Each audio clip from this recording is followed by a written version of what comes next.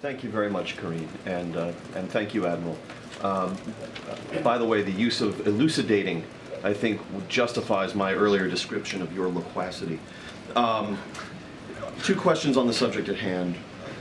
Obviously, President Putin has a vested interest in the United States Congress voting to deprive Ukraine of additional support and assistance.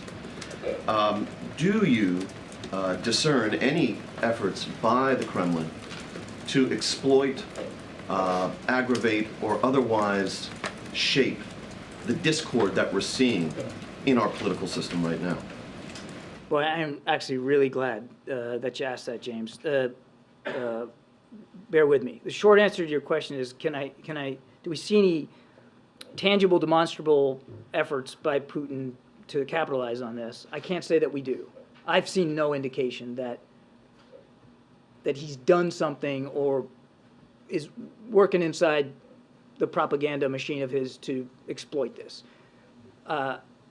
It wouldn't be unlike him to do that, but the answer to your question is I haven't seen any proof of that. That said, and this is the important point that I think your question raises, is that by denying support for Ukraine, by being willing to just walk away from helping them defend themselves, you're handing Mr. Putin a win, a victory. Not only a propaganda win, because his whole narrative has been this is the West versus Russia, it's NATO versus Russia, we didn't start this war, they forced us into it, all of it a lie. And if we just walk away from Ukraine, we basically confirm his lie. We basically say to him, yeah, you know what, you're right, Putin, you were the wronged, you were the victim here. And we hand him that kind of an advantage. It's egregious, and it absolutely plays right in to his false narrative of how this war started. The other question is this.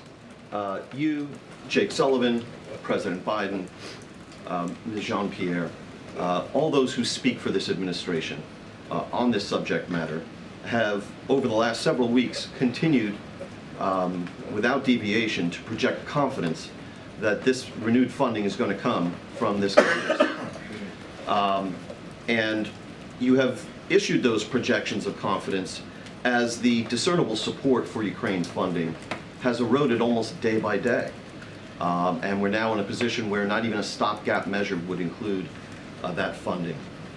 So on that call with the allies today and in government-to-government interactions with the allies, don't you risk sullying the reputation of the United States and of these individual leaders, including the president, for providing frank and candid advice and counsel when you're projecting confidence as this sort of funding ship is sinking steadily?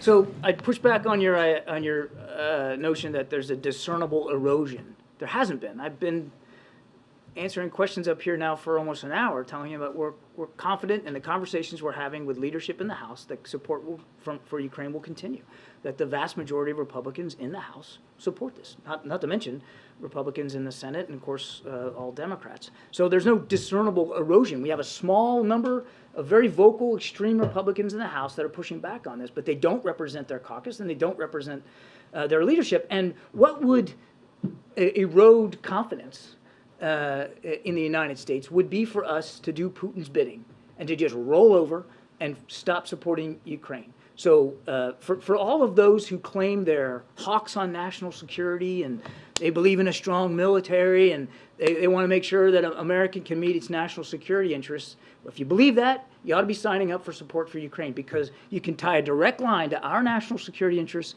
and the ability of Ukraine to defeat Putin as an aggressor. Did the president discuss a plan B with the leaders today in case this funding doesn't materialize? I won't go into more detail than what I expressed in my opening statement. There was a good chunk of the conversation on what happened on Capitol Hill and the need for continued support for Ukraine, the president's confidence in that support. It was echoed by a resounding unanimity among those members on the call that they appreciate what America has done and continues to do, how important it is for the United States to lead and support Ukraine, and their confidence in their countries that they'll be able to do the same thing. Thank you. Thank you, John. Thank you.